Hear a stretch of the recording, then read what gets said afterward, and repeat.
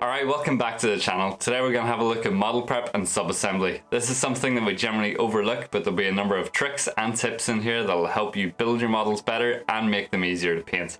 All the tools you'll need will be listed below in the description, so with that being said, let's get into it. Today you'll need some plastic glue. I'm using Tamiya cement, but you can use any other brand. Some hobby clippers, a hobby knife, and these soft foam sanders. You'll also need a pin vise later on in the video. So what people tend to do whenever they're removing the model is they place the clippers tight against the model and aim to clip away as much material as possible. This can actually cause damage and pinching of the plastic, which will leave you with an uneven surface afterwards. So I flip my clippers around, I place them against the model, and then I clip away, leaving these nubs that we have to remove with a hobby knife. So as you can see, we're left with this excess material that we're going to remove right now. I begin by whittling away the bulk of the material with the hobby knife. Try to cut away from yourself, but I always end up falling into this habit. Once you've removed the bulk of the material, start to use smaller, more controlled cuts to smooth out the surface. We'll do the same again down here, remove the bulk of the material. And then we'll come back in with small, short cuts to smooth out the surface. And you can see everything's looking very smooth, very clean. To really smooth it out, we'll come back in with the hobby knife. We'll place it about 30 degrees to the surface of the model, and we'll drag this over the surface, shaving off bits of material until we're happy with how smooth it is. So let me show you what happens if I place my clippers flush against the surface and do a cut. What actually happens is that the clippers pinch the material and it actually breaks rather than cutting smoothly, and you end up with this damage to the surface, or these holes that appear in the material. Granted, this isn't a problem on the underside, but anywhere where you need a flush fit or you have a surface that you need a smooth finish when you paint, it is extremely hard to cover. You can sand it, but this does remove more material and potentially affects the fit. Okay, let's talk about mold lines. So mold lines occur where the two halves of the mold meet. Remember, whenever you cut it out from your sprue, they're always on the same plane as the supporting material. The easiest way to remove these mold lines is the same way that we cleaned up the nubs earlier. Place your knife against the material at a bit of an angle and just drag it over the surface.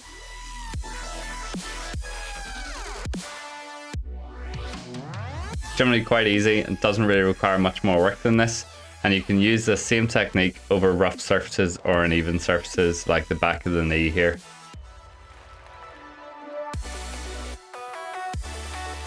So before I use any glue, I dry fit everything and I check to see whether or not it prevents me from painting certain areas.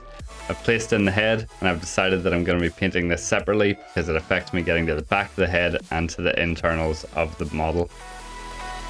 Check again with the shoulders, it's not preventing me from getting access to anything, so they'll definitely be getting glued on. Same again with the leg guards. But with the hand, it's affecting me getting to the side of the model, so I'll be leaving that off whenever I'm painting. And this is basically how I determine what will be attached and what won't be when it comes to building a model, and what I'm going to leave sub-assembled. So when it comes to gluing stuff together, I'm using a small amount of the plastic cement. And this essentially bonds the plastic together and melts it. We apply a small amount, add some pressure, and then we just let this dry for like 15 to 20 minutes and it'll start to activate.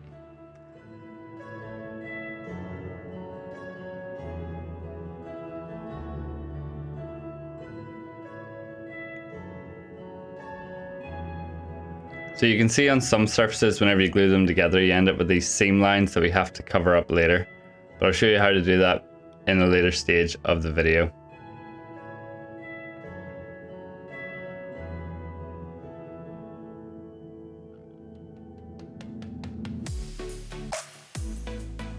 And it's the same again with the gun, where we have the seam line that runs where we glued the two pieces together. So I'm going to show you how I fix that now.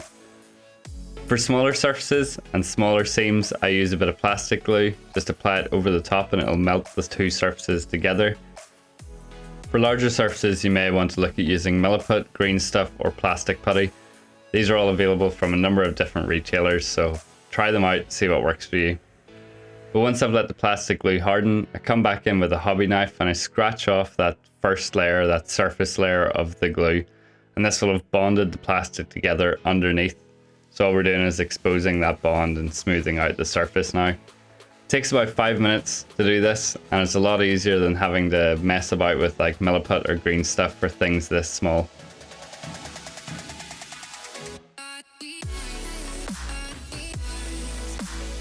Just do the same thing for the arm, scratching off that first layer of the glue, smoothing out that surface, and you can see that it has bonded that seam together.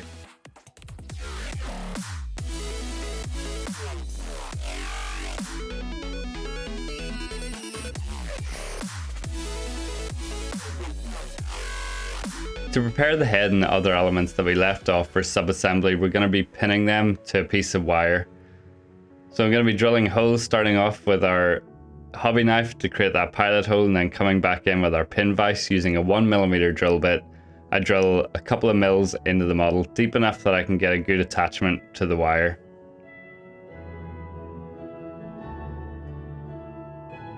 Once I attach the wire, this is how it will look whenever it comes time to paint. Same thing with the arm, create the pilot hole, and then come back in with the pin vise and drill that a couple of mils deep. Slow, even pressure is the name of the game here. If you've watched my videos before, you know I like to use hobby holders. This one's the Rathcore, but there's many other out there. And in order to attach the model to those hobby holders, I place a couple of pins in the feet. Same again, just drilling them out a couple of mils deep and then attaching 2 pieces of 1mm wire to the feet. I attach these with super glue because it's easier to snap them on and off when I need to when it comes time to place the model onto its appropriate base. Pop those in, let them dry for a few seconds, and then attach it to a cork. You can pick these up on Amazon or from probably any other hobby retailer or from a bottle of wine, and they all work.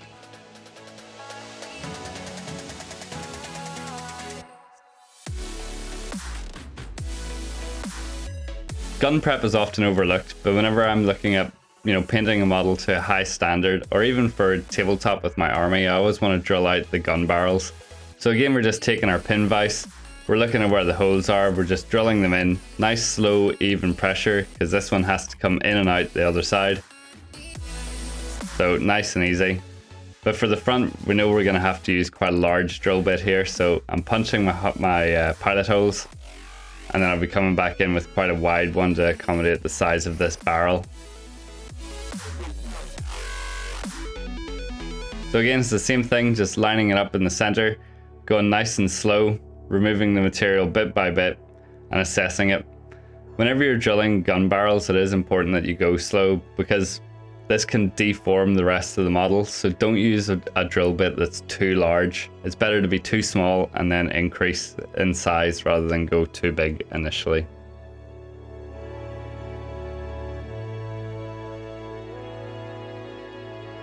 And after you've drilled them, there's always this wee bit of burr that you have to remove. So just take the hobby knife and clean that up.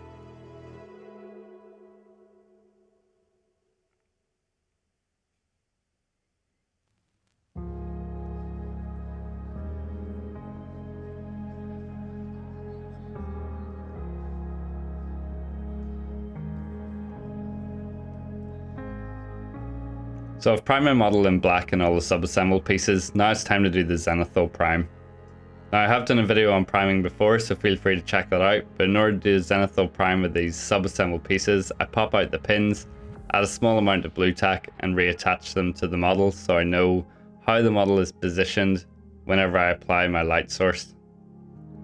You can see I'm just applying this from about a 45-degree angle all over the model to identify where it's going to be hit by the light and where it's going to be in shadow. Last but not least, we just got to take off those sub-assembled pieces and reattach the wire. And this is pretty much everything that I do to prep my models from tabletop all the way to competition. I think it's very important that you spend a bit of extra time and clean up your models because it makes painting that much easier and it really does affect the overall finish.